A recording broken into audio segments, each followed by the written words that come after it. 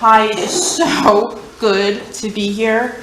There are a lot of serendipitous firsts today. The first being the first time that we're all here together, and I'm happy to see people on Zoom. And some people may even be the first time they recognize me without a mask covering my face, so this is what I look like. I'm not wearing pajama pants underneath. I'm fully clothed in jeans and boots. And I'm here to share my journey, to share my story with you. And I was very deliberate in picking out the songs that I chose for today. The first one that you heard was Coming Out of the Dark. That was me. And Spirit kind of intervened to help me get out of the dark into the light. So many serendipitous things happened to get me there. And it really helped me start to get back on my feet. And I say start because I am taking one day at a time. And I really was in a dark place. I had so many years, starting when I was a kid, of unspeakable traumas that were not resolved. And I kept them in for years and never talked about it. And I just kept shoving things under the rug, until the rug became so high that I couldn't hide it anymore. I spent years of my life having two different personas. I had a persona on the outside, this persona that everyone sees, that is happy and outgoing and optimistic, and that is me. But there's also another side in me, the side in me that has been hurting for years, that has been silent about it, but yet I've still been able to do so much. I raised triplets. They are now 21. And I hope they're on this call. I invited them. I don't know if they're going to show up. But if you are my kids, I want you to see me as more than your mother. There are other things that I have done. I love being your mom. I do. But before being your mom, I was so many things. And early on in my life, I had a lot of traumas, as I mentioned, that I didn't deal with, and now I'm starting to deal with. But the traumas that I didn't deal with for years left me sick. They left me out of my comfort zone, out of my role as the breadwinner for the family, as a worker at a full-time job, a part-time job. I took care of everybody as an empath, highly sensitive. I absorbed everyone's emotions. I didn't know what that was. I didn't know what that meant until I started serendipitously meeting other people who were just like me. But because of all this unspoken trauma, I developed so many illnesses. I haven't slept through the night in over 5 years. Until this week. The week that I decided to get my voice back and to speak, I was able to sleep. For 5 years, when I wasn't sleeping, I was waking up in the middle of the night, throwing up with stomach aches. I lost 70 pounds in the past year and a half due to illness. I found 40 of them back now that I'm getting better and can eat again. But it feels good to let it out and to let my true self come out. And also, I wanted to tell the story of how Spirit and serendipitous signs and a singer from the 90s, Gloria Estefan, does anybody remember her? Oh yeah. Okay. How she and all these other things helped me get out of the dark into the light, back on my feet. So how did that happen? So here I am, sick, throwing up. Actually also just quit my jobs, couldn't work. My kids grew up kind of by myself. My dogs died a year apart. I mean, so much trauma.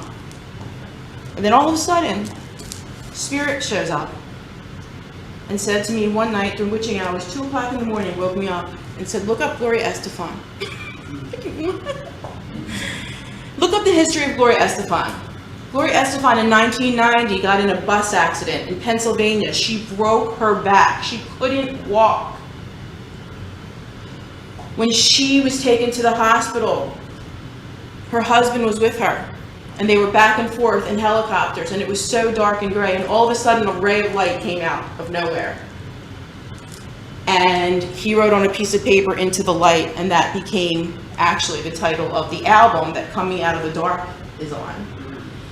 In 1991 is when she publicly came out, spoke again, and sang Out of the Dark. And she talked about how spirit helped her get out of the dark. I didn't break my back, but my spirit was broken. But spirit came back to help me get my life back on track in the craziest of ways. Spirit took me back to 1991. And also, by the way, you notice I got a haircut from the 90s. I'm back in the 90s to reflect this. I'm listening to 90s music. So I was so sick around the time of COVID, I stopped working.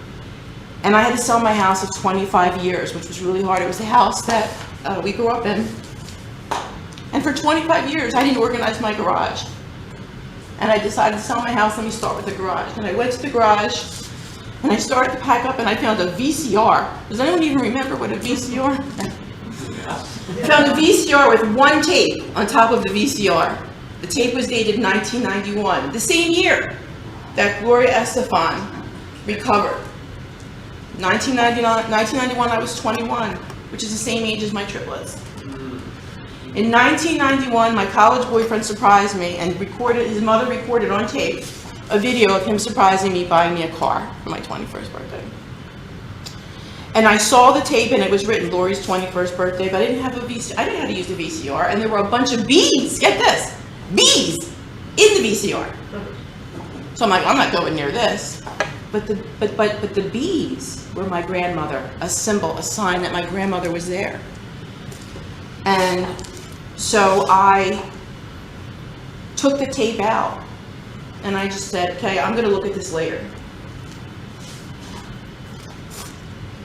Later that week, I got a phone call from my college boyfriend's best friend, who I have not seen or talked to in 30 years, telling me that Mark, the one I found the tape of, was in a coma and maybe dead.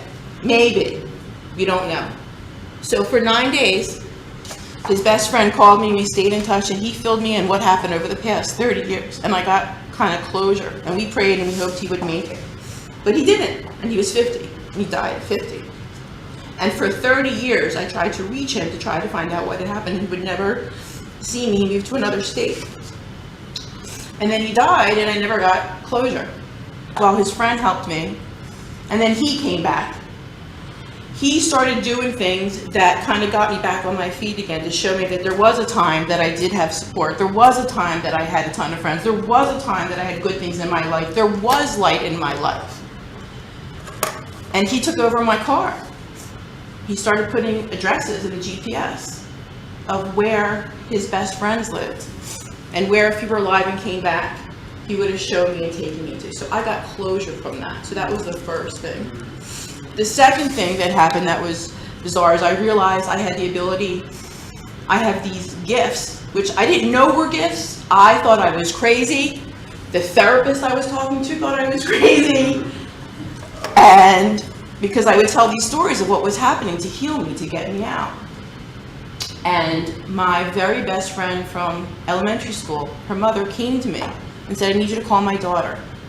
And I just, am I hearing things? So I called her daughter, who I have not spoken to in 30 years almost. Same again, the same time frame. And she answered the phone. She could have been doing anything. She answered the phone and we talked, and she told me she too was psychic and empath. I had no idea. And then I said, your mom has a message for you. Her brother is really sick and needed to get medicine, and I just told her what she needed to do to get that, and they did. And I felt, oh my God, I have these powers, I can help people. Then her mother, her soul became inside my body. And I didn't know it was happening. I looked in the rearview mirror and I saw my face with Lynn Greenstein. I can say this because Amy said it's okay to say her name, and I want to say her name out loud because she is not forgotten. She was like a mother to me growing up. And she came into me and she gave her daughter motherly advice, and she gave me advice. And she told me that she thanked me for getting to her daughter and to getting to her son. And she said that she was going to send me someone in 2 weeks for me, because for years I had been by myself. And so I thought, again, is this enough? 2 weeks later, you texted me. This is Billy, my significant other. And he came into my life. And he and his family became a huge support system for me. So that was something else that got me out of the light. My grandmother, as I told you, her name was Beatrice Buchstein. We called her Bibi. That's where the bees come in, and the bees were a sign. My grandmother came in to help me resolve a long conflict with my mother. Now, I'm bringing names from the past, and some of you may not know them, but you will understand the concept of your first childhood love who's a pop star. Mine was Sean Cassidy. Okay. Melissa, this is why you're here. Okay. I wrote letters to Sean Cassidy in 1976 that my mother never gave to him. And I found the letters a few years ago. And I was so mad at my mom because I was certain that if he got my letters, he was coming to recess at my elementary school. So my friend bought me tickets for my birthday to see Sean Cassidy in concert at Parks Casino. We get to the casino. All of a sudden, I'm going to pull into a parking spot, and I just swerve and drive real fast. And she's like, "Oh my God, what's wrong?" It pulled me into a parking lot that was B2, two Bs. Then I got out of the car, looked at the license plate next to us, two Bs. We go into the Sean Cassidy concert. And it was weird because it was very quiet. I'm up there dancing and super excited, screaming my heart out, and all of a sudden it's really quiet. And he said, he's telling a story about all the letters he's received all through the years from crazy lunatic women, and he's so glad he doesn't get that anymore. And I said, "Oh my God, I'm not mad at my mother anymore because I would have been one of those crazy lunatics that's sending him fan mail." Then all of a sudden, I see a bee in front of me. And I just, at the top of my lungs, screamed out at Parks Casino, "Sean, I still love you." And he stopped in front of everyone and he said, "I still love you too." And it sounds silly, but it healed me. And so all these different things that were happening were healing me. Then another girl came back into my life, another elementary school friend I had not talked to in years. And it was so bizarre because I hadn't talked to her in 30 years, but went to the same chiropractor from high school who told me that she hated me. And I thought, what? Oh, why would somebody hate me? I was so upset about this, I reached out to her. After 30 years, reached out to her on Facebook. She said, "I don't hate you. Let's get together." So we get together and I meet with her, and then her father shows up. He's been dead for years. And her father starts giving messages, and he said to me, "Lori, prove to her that I am here. I'm going to tell you about a picture that she has." So I described the picture completely. She thought I was nuts, I think, because she's like, "I don't remember any picture." And then I thought, no, I really am nuts. 3 months later, I go to her house. We're pulling out a photo album. There's the exact picture I told her was from her father. And so I realized, wow, I have a lot of gifts. And then other weird things started happening that got me out of the light. And Billy, everywhere we go, I start reading people. I can tell when somebody is needing help. I carry around oracle cards. I call myself a Lorical. I read oracle cards, okay? And I really wasn't sure what I was supposed to do because for 30 years I was in the corporate world. I just don't belong there anymore. And so now I'm taking this time to work on myself and make myself a priority. And as a highly sensitive empath, I typically take care of everybody else before me. And now Spirit has said, look out for you first. And then what you have left over, then use it. Switch your model. So I did. Switch your mindset, Spirit was saying. So these things kind of helped me get out of the dark. They got me into the light. And then me being here today, using my voice, I am working on traumas. I am sleeping through the night. My anxiety is getting lower. And I am just taking baby steps day by day. But I know that I am getting better because I feel it and I am okay because I have support from so many people now that I did not have. And I have gifts that I didn't understand that now I use to heal myself and I heal other people. And it feels really good. And I am just so happy that I have that. And not just speaking here today gets my voice back. I mentioned I was sick. I had been in the hospital probably, I don't even know, 10 times in the past 2 years consistently. I was literally just in the hospital for 5 days. I don't know, a month ago with a stomach bug. Now, most people with a stomach bug, they get over it. I, as a highly sensitive person, am sensitive to things and things get worse. So I had to be hospitalized for 5 days. And they brought in people to evaluate me, and they weren't helping me. But I used my voice. I said, I am not leaving here until I get help. I can't go back home and not sleep anymore. I can't go home and have this anxiety anymore. I'm going to lose my relationships. I'm going to lose people around me. I need help. And they finally listened to me. And I went home and I slept. And I didn't throw up. And I don't have ulcers. And even though I am crying, I am happy. I really feel that all the suffering I went through was a training ground for me, to prepare me for what I need to do next. I am highly sensitive, and that's why I understand people who are highly sensitive. I have a lot of intuition. I am also going through the process of ascension during this, which so many people don't understand. And I was going to regular doctors, traditional, to get fixed, and I realized what I'm going through is not regular, so the medicines they're giving me do not work. So part of my healing is me making myself a priority. Part of my healing is knowing that I have spirit with me. Part of my healing is knowing that I have light shining on me. I cannot tell you how many times I have been in a situation where I was questioning what is going to happen, and all of a sudden the ray of light just shines right on me. Or angel numbers will show up, giving me messages about things I just talked about will show up. 111, 999, 333, 444, all the time. And I realized the reason my anxiety is going away is because my fear is going away. It's because the dark is replaced with light.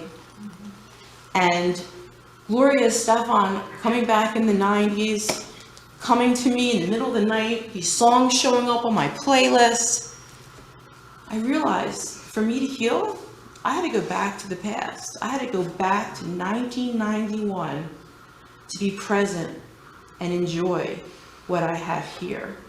Spirit helped me too figure out, where do I need to go? I mean, I spent all my life as a corporate trainer, and I'm no longer in that world, so I'm trying to figure out, where do I go next? And I just really firmly believe that whatever it is, it has to do with healing people. And so that's what I plan to do.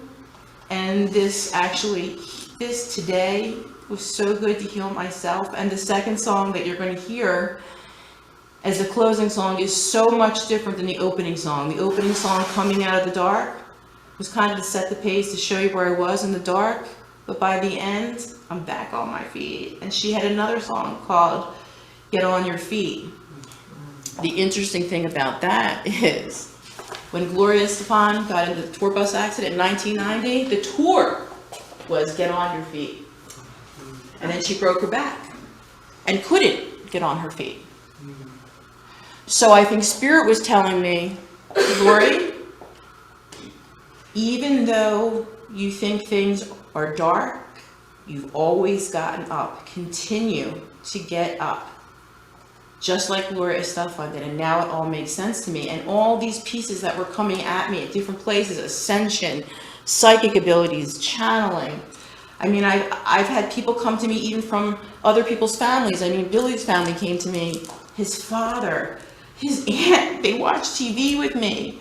They actually say things like, I want to be closer to other people, so they use me to get to him. And he sees it, he feels it, he validates it. So I now have everything in place to start the healing process, and I am okay with how long it takes. I'm not here telling you I am 100% better. I am just starting. I thought my life was over, But you know what? As I'm talking to you and saying, my God, I raised triplets, I have 2 degrees, I have 30 years in the corporate world, I took care of the house. I'm a freaking superhero. I am not weak. I am not a failure for having all these issues in my life. I am a survivor.